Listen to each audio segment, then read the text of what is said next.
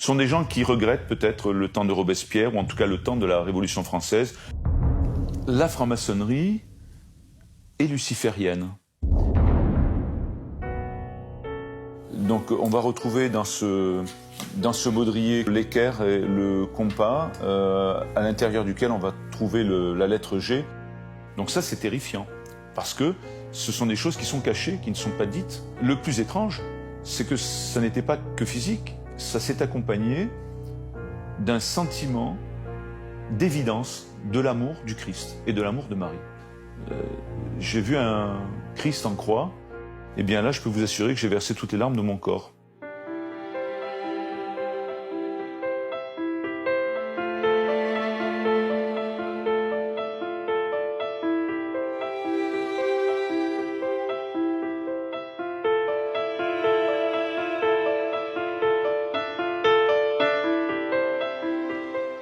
C'est un ancien haut fonctionnaire, ancien directeur général des services d'une mairie, architecte de formation, mais également juriste.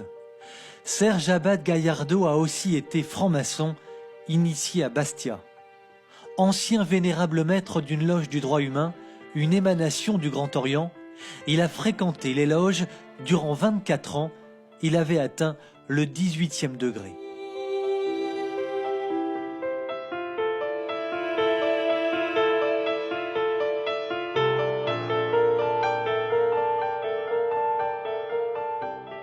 Parcours classique d'un homme qui, parce qu'il ne trouve pas de réponse aux questions qu'il se pose, arrive un jour en franc-maçonnerie. Durant plusieurs jours, nous avons suivi Serge Abad Gallardo chez lui dans le midi de la France. Il nous semble nécessaire de préciser ceci. Serge est très attaqué par ses anciens frères de parcours. Après la version courte de 13 minutes de ce document, vu l'importance et la gravité du sujet, nous vous proposons cette fois la version longue. Commençons, si vous le voulez bien, sur le terrain. Serge Abad Gallardo nous conduit à proximité de l'une des loges qu'il a fréquentées jadis. Nous sommes à la périphérie de Narbonne, dans une zone artisanale. Qu'est-ce que ça vous fait, Serge, de revenir sur ces lieux-là? Très franchement, ça me fait de la peine, et je suis malheureux pour ces gens qui sont encore sous l'emprise de la franc-maçonnerie et souvent sous une emprise de manière parfaitement délibérée et en toute liberté. Mais j'ai de la peine parce que ces gens sont, et vous l'avez vu, au sens propre et au sens figuré, ils s'enferment.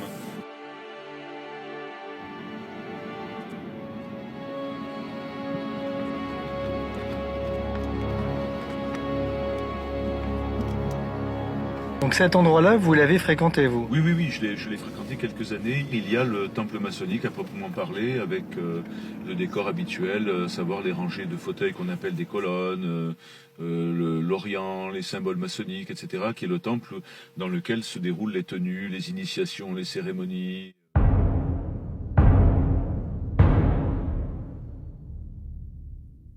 Il faut savoir que cette porte, à l'heure actuelle, c'est-à-dire que maintenant il est presque 20 heures, nous avons vu que de nombreuses voitures sont sur le parking, que plus personne n'arrive. Ça veut donc dire que la tenue va démarrer sous peu. Donc cette porte était actuellement fermée à clé. Plus personne ne peut entrer. Quiconque voudrait entrer serait obligé de sonner. Et pour sonner, il y a des codes. En l'espèce, c'est pour le mot de passe. Il y a mot de passe, mot sacré, mot à bon, tu bats le Caïn, voilà.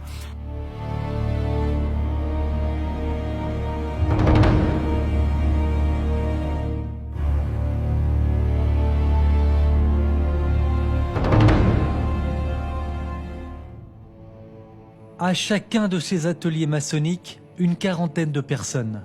Lorsque les loges commencent à dépasser ce chiffre, on met en place un essaimage. 15 personnes ouvrent une autre loge, ailleurs, avec un autre nom, jusqu'à atteindre ce chiffre de 40, et ainsi de suite. On essaime donc partout où c'est possible. Serge Abad Gallardo, bonjour. Bonjour. Merci de nous recevoir chez vous, dans votre maison. La première question que je souhaite vous poser est la suivante. Quelle définition pouvez-vous donner à la franc-maçonnerie? Je vous donnerai celle de la franc-maçonnerie par elle-même, qui prétend être un groupe philosophique, un club de pensée, mais qui en réalité, en ce qui me concerne, est plutôt une religion.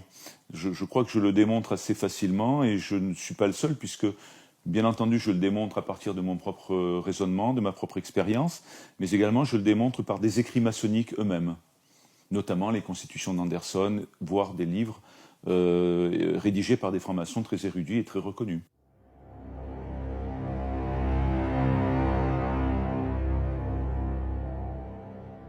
La constitution d'Anderson, les règles de la franc-maçonnerie, rédigée par le pasteur James Anderson en 1721.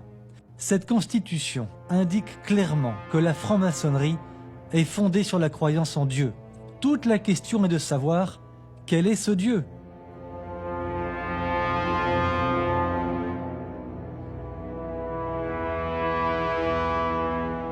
Car cette constitution n'a rien à faire et surtout rien à voir avec l'Église catholique. J'ai pas couramment, mais j'ai parfois entendu, en fin de tenue maçonnique, c'est-à-dire c'est une soirée maçonnique, des francs-maçons s'exclamer « Vive la République !» Jusque-là, personne n'y trouvera à redire, hein. Chacun a ses opinions politiques, et rajouter la fin de la phrase, qui est classique d'ailleurs, « À bas la calotte !» Et je ne parle pas des discours anticléricaux qui émaillent parfois les discussions en loge. Alors vous entrez en franc-maçonnerie, comment se déroule votre entrée et qu'est-ce que vous découvrez assez rapidement? Alors, il faut savoir qu'il y a tout d'abord des enquêtes qui sont explicites, des personnes qui viennent vous rencontrer pour vous poser des questions sur votre point de vue quant à la philosophie, quant à votre vie personnelle, votre univers professionnel. On cherche à mieux vous connaître, tout simplement, ce qui est légitime pour finalement un groupe qui doit vous accepter, ou pas d'ailleurs. Ça arrive assez souvent de ne pas être accepté.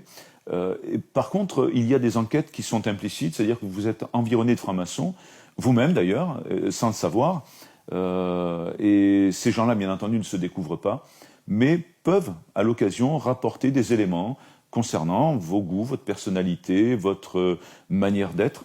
Et ce sont tous ces éléments qui vont permettre à la loge de décider si on prend en considération votre candidature. Et une fois que cette candidature est prise en considération, il y a ce qu'on appelle un passage sous le bandeau, c'est-à-dire qu'on est interrogé les yeux bandés.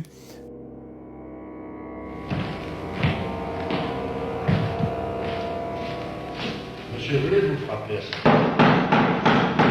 Vénérable maître, on frappe irrégulièrement à la porte du temple. Qui frappe irrégulièrement à la porte du temple? C'est un profane qui demande à être reçu franc-maçon. Frère grand expert et vous, frère maître des cérémonies, introduisez ce profane. Debout, mes frères, glaive en main.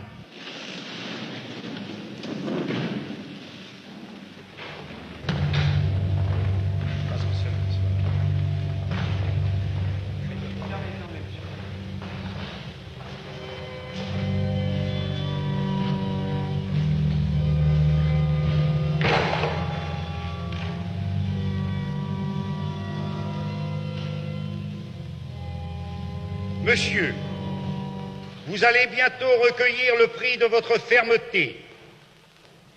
Frère grand expert et frère maître des cérémonies, conduisez le récipiendaire sur la 3e marche de l'Orient afin qu'il y prête son obligation. Monsieur, étendez la main droite. Répétez avec moi mentalement l'obligation solennelle que je vais lire. C'est assez impressionnant. Les questions sont diverses. Elles ont pour vocation de savoir quel est votre degré de sincérité. Donc il y a des questions pièges qui vont se rapporter parfois à ce que vous avez dit lors des enquêtes 3 mois auparavant. C'est une procédure un peu inquisitoriale quand même, hein, il faut le reconnaître.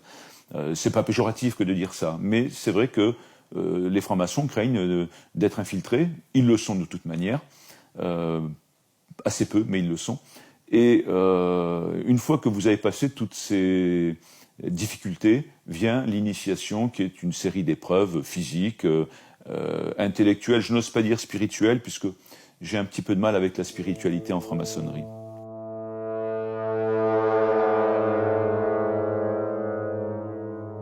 toutes les phrases du rituel sont dites par les officiers de la loge de manière très théâtrale. Par exemple, quand vous commencez votre initiation, le vénérable maître dit « frère ou sœur », ça dépend de la mixité ou de la masculinité de la loge, faites faire au profane son premier voyage et ramenez-le sain et sauf. Donc vous avez les yeux bandés, vous entendez ça, c'est quand même inquiétant.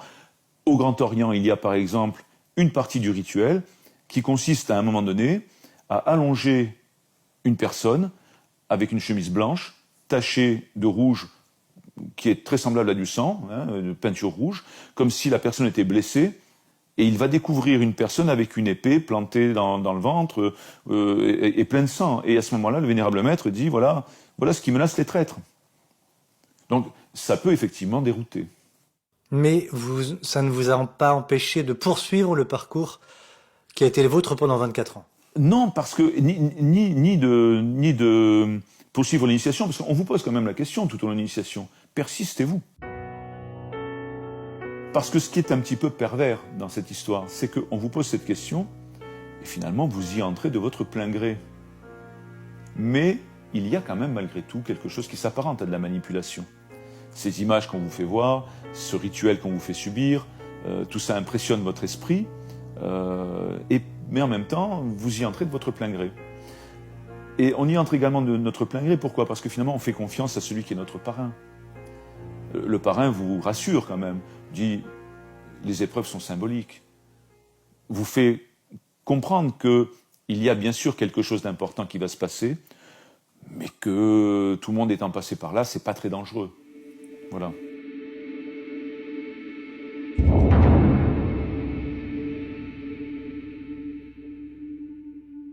La franc-maçonnerie a une influence. Les loges, en particulier aux droits humains, mais ça arrive également au Grand Orient, ont un sujet de société par an.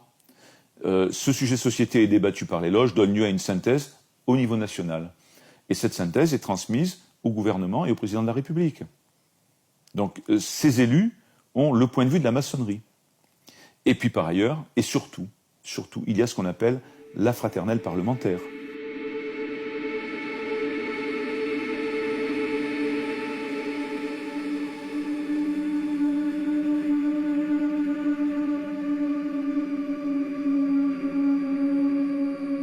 Quand vous avez 40 personnes qui, elles, chacune, dans leur cercle d'influence ou de connaissances, va pouvoir parler d'un thème à 20 ou 30 personnes, ça se multiplie. Alors ça, c'est un des moyens, je dirais, de dispersion de l'idéal maçonnique.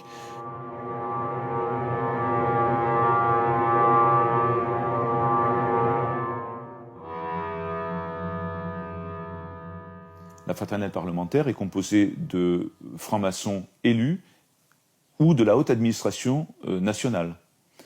On estime, là encore, je ne l'invente pas, ce sont des chiffres officiels qui reposent sur des sources que je possède, on estime le nombre de membres de la fraternelle parlementaire à 400.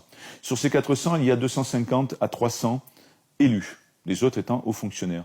Donc nous avons 300 députés, sénateurs qui sont francs-maçons, c'est-à-dire à peu près un tiers du total des deux assemblées. Et je ne parle pas de ceux qui sont francs-maçons dans ces assemblées et qui n'appartiennent pas à la fraternelle. C'est un président de fraternelle parlementaire qui s'exprimait un jour, et j'ai cet article, en disant « Si je joue bien mon rôle de président, eh bien, les francs-maçons de droite comme de gauche, appartenant aux deux assemblées, voteront comme un seul homme, sur les lois sociétales étant précisées. » Ce qui explique, par exemple, le vote sur le mariage pour tous. Fred Zeller, qui a été grand maître du Grand Orient, qui a été d'ailleurs le secrétaire de Trotsky, ce qui donne une idée du personnage, qui indique que les francs-maçons élus sont là, dans les deux assemblées, pour porter l'idéal maçonnique, avant tout. Ce n'est pas moi qui le dis. Est-ce que vous avez toujours une influence politique ? Oui, certainement. L'influence de la maçonnerie est même peut-être plus importante encore, voyez-vous, que sous la Troisième ou la Quatrième République. Elle se place à un autre niveau, autre part. Où ça écoutez, il n'y a pas aujourd'hui d'associations, de groupements, de syndicats dans lesquels les francs-maçons ne se trouvent et aux postes de responsabilité les plus éminents.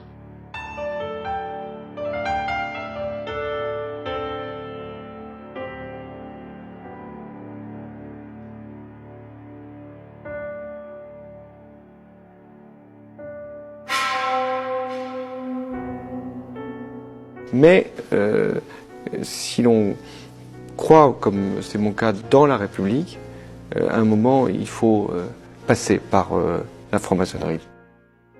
Il y a également Pierre Simon, ancien grand maître de la Grande Loge de France, qui est à l'origine de l'avortement.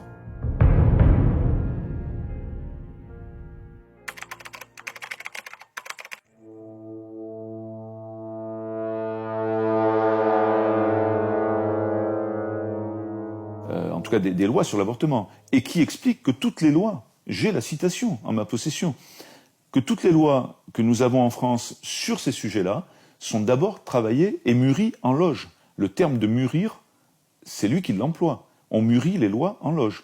J'ai personnellement, dans le deuxième livre que je viens de faire publier, donné la preuve qu'il y a eu une tentative de modification de la loi Leonetti dernièrement, dans laquelle on retrouve des termes identiques dans l'actuel code de la santé publique et dans les planches maçonniques, dans les courriers également que la Grande Loge féminine de France a envoyés au gouvernement. Donc ça n'est pas par hasard.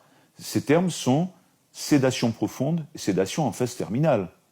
Les maçons me font parfois le procès d'un anti-maçonnisme primaire, pas du tout. Moi, je ne veux pas de mal aux francs-maçons, au contraire. J'aimerais bien qu'ils voient la lumière du Christ. Mais force est de constater que les loges maçonniques sont à l'origine des lois françaises. Je ne suis pas certain que ce soit une preuve de démocratie. Vous avez écrit ou vous avez dit que vous vous étiez rendu compte que vous serviez Lucifer. Oui, mais bien entendu. Bien entendu. La franc-maçonnerie est luciférienne. Alors, il faut s'accorder sur ce que veut dire le terme luciférien. Il n'y a pas de messe noire en franc-maçonnerie, on n'égorge pas des enfants, il n'y a pas de rituel satanique avec des orgies. Pas que vous sachiez en tout cas. En tout cas, voilà. Effectivement, vous faites bien de préciser ce point. Je suis un témoin. Je ne suis pas un théologien, je ne suis pas un spécialiste des sciences des religions, je suis simplement un témoin. Quelqu'un qui a été touché par la grâce de l'Esprit Saint et qui est revenu à la foi après avoir été franc-maçon. Je ne suis rien d'autre que ça. Donc je ne fais que témoigner de ce que je connais, de ce que j'ai vu. Je n'ai pas vu donc de messe noire. Il y a par contre des auteurs qui n'hésitent pas, comme un auteur espagnol qui est une référence en la matière, qui s'appelle Ricardo de la Sierva, qui explique que tous les francs-maçons ne sont pas satanistes, loin de là, mais tous les satanistes sont francs-maçons. Et ça c'est une réalité, cet auteur est reconnu. Le fondateur de l'église de Satan aux États-Unis, Crowley, était franc-maçon.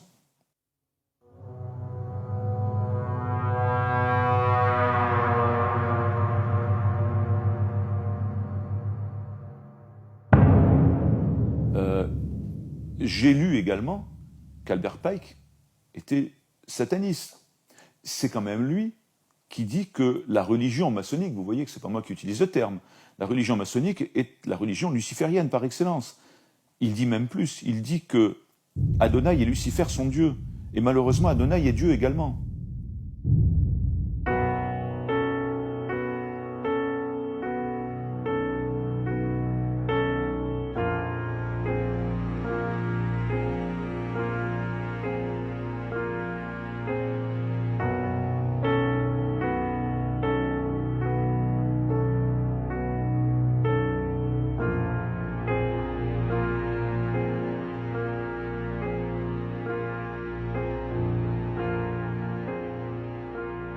Donc, je n'invente pas lorsque je dis que la maçonnerie a un aspect luciférien.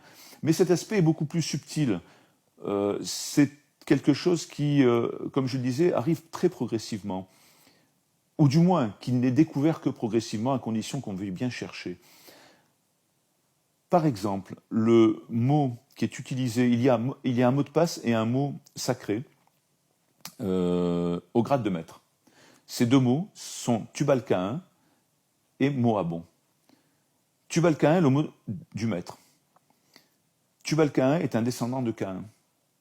C'est le mot qu'on vous donne à l'oreille lorsqu'on vous relève de la mort figurée que vous venez de jouer, c'est une sorte de psychodrame, lors de l'assassinat d'Hiram, le modèle des francs-maçons.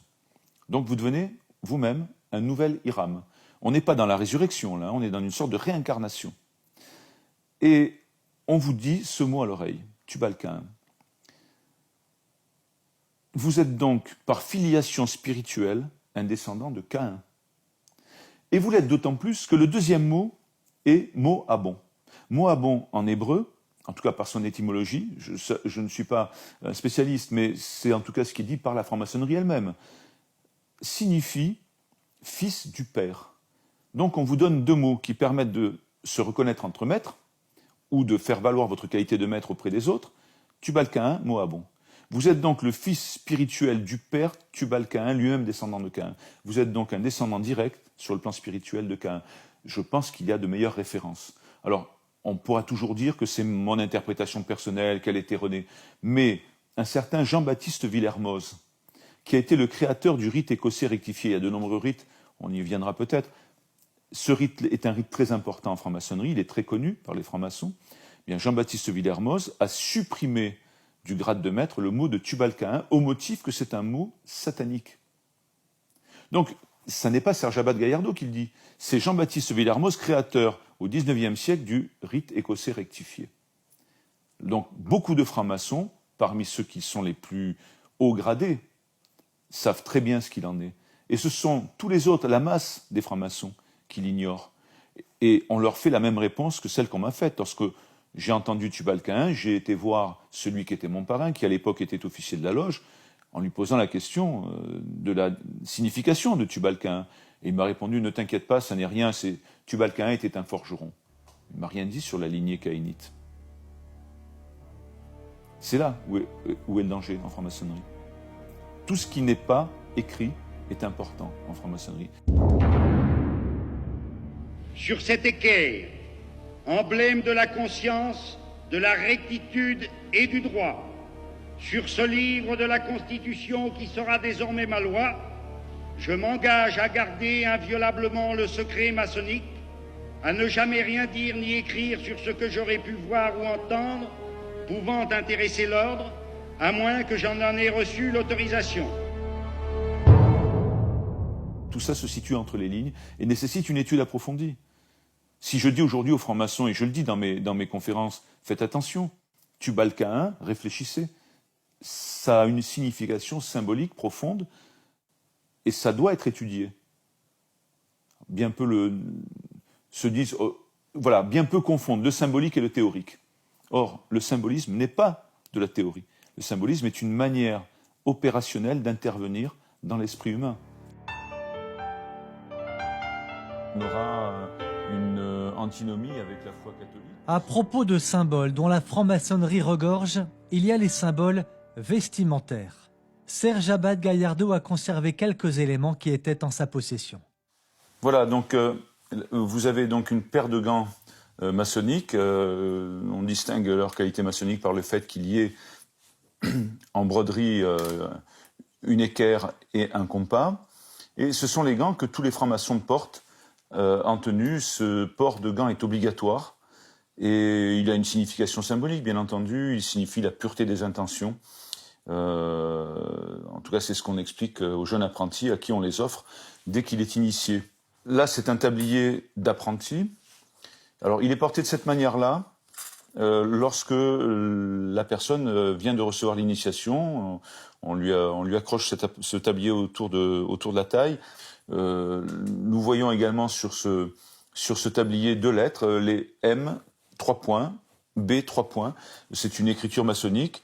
Et nous avons donc ici les initiales de Moabon. Fils du père, donc relié à Tubal-Caïn, signifie que le maître franc-maçon est dans la lignée directe de Caïn, est un descendant spirituel de Caïn. Ce tablier est complété par ce qu'on appelle un baudrier, qui rappelle le port de l'épée par les chevaliers. La franc-maçonnerie, notamment au rite écossais ancien et accepté, est très liée à la chevalerie templière, avec toujours l'équerre et le compas, et qui signifie, selon les obédiences, génération, gravitation, gnose, God, etc.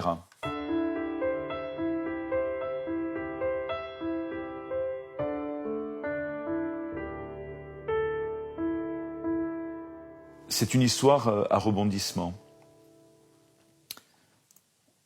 Je suis dans ma voiture, je reviens d'une réunion, il y a un embouteillage, j'allume la radio, et puis je cherche, par recherche automatique, une radio. Je tombe sur RCF Pays d'Aude, radio catholique. Et cette radio diffuse, comme toutes les radios catholiques, le rosaire de Lourdes à 15h30, chaque jour. Et je tombe sur cette rediffusion, sur cette diffusion même, puisque c'est en direct. Je n'avais jamais entendu la prière du rosaire, je ne savais même pas que ça existait. Le sentiment dont je me souviens à ce moment-là, ce que j'ai ressenti, je crois que ça peut être comparable à quelqu'un qui était sourd de naissance, qui retrouve l'ouïe par miracle et à qui on fait entendre le requiem de Mozart. Voilà. Quelque chose de magnifique dont on ne peut même pas expliquer la beauté. J'ai été saisi en plein cœur par cette prière, au point que j'ai retrouvé un rosaire qu'on m'avait offert à ma communion et qui était au fond d'un tiroir. Ça n'est pas un hasard si ce rosaire était conservé, bien que j'ai cherché plusieurs fois à m'en débarrasser, il m'est toujours revenu dans les mains. Le Seigneur ne voulait pas que je m'en débarrasse. Je l'ai offert à plusieurs personnes qui croyaient et qui me l'ont rendu. Et donc j'ai appris la prière du rosaire. Et j'étais à Lourdes. Et donc à Lourdes, me voilà devant la grotte, devant Marie, à prier le rosaire. Et à la fin de la prière, je range mes affaires, je m'apprête à partir. Au moment où je décide de partir, je tombe par terre.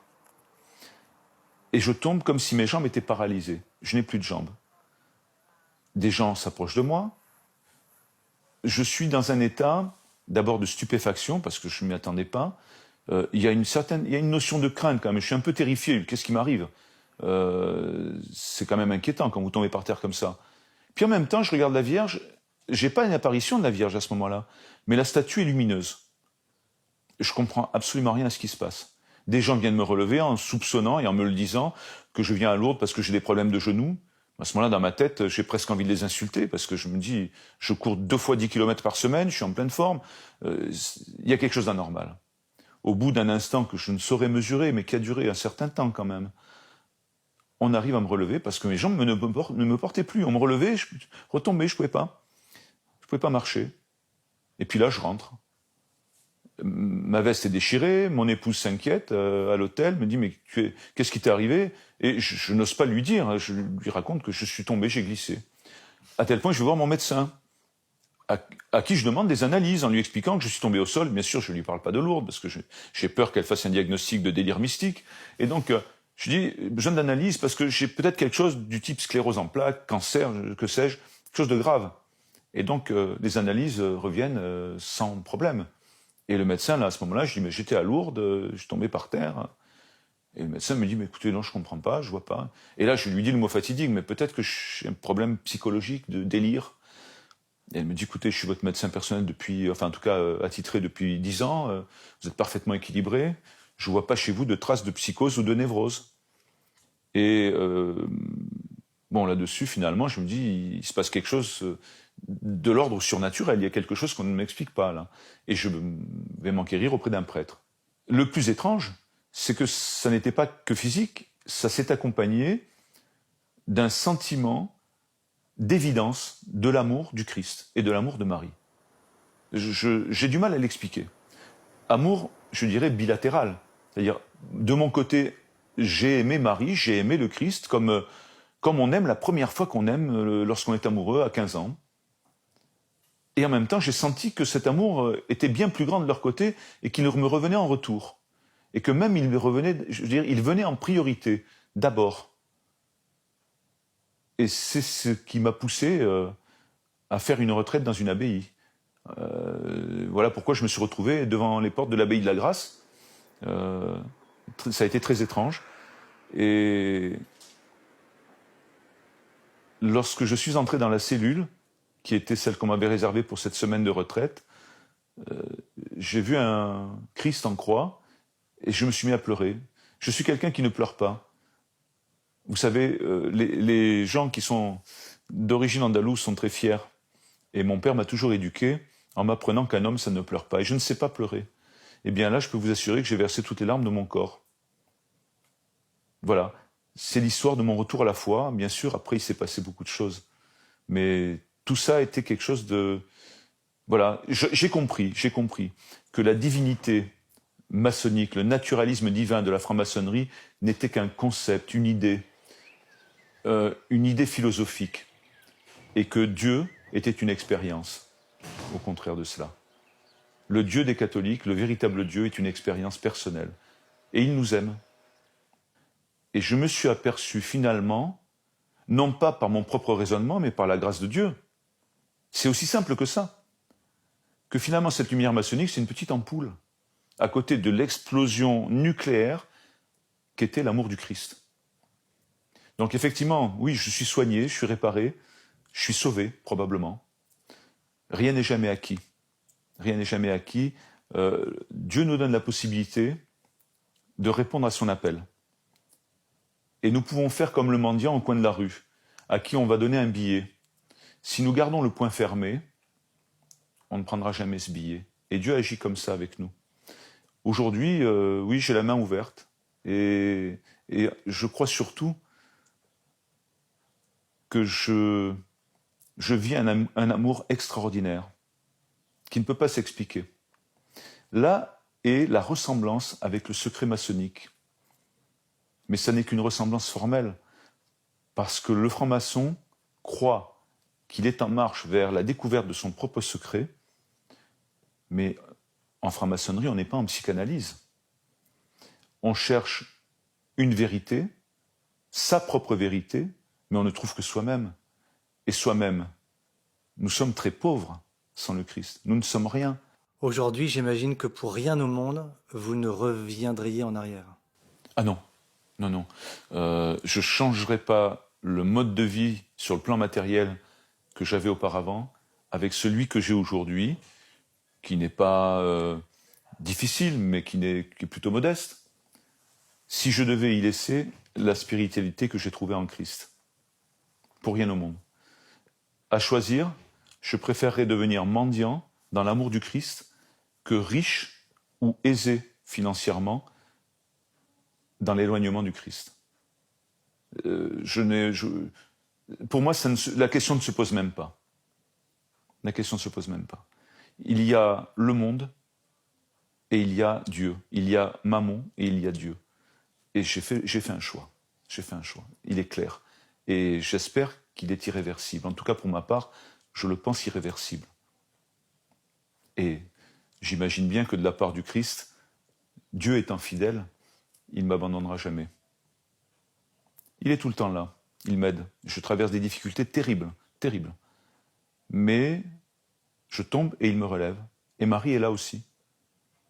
Alors c'est difficile à expliquer, difficile à exprimer. Mais c'est une réalité presque sensible. Alors j'imagine bien que les francs-maçons qui pourraient regarder cette émission seraient très dubitatifs.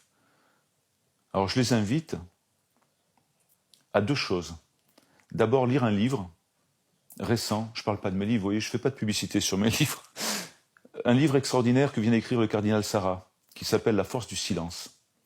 Lire ce livre et ensuite aller en adoration devant le Saint-Sacrement. Et s'ils ne se convertissent pas, qu'ils n'abandonnent pas la franc-maçonnerie, c'est qu'ils ont fermé leur cœur. Merci Serge pour toutes ces conférences. Merci à vous. Merci à vous.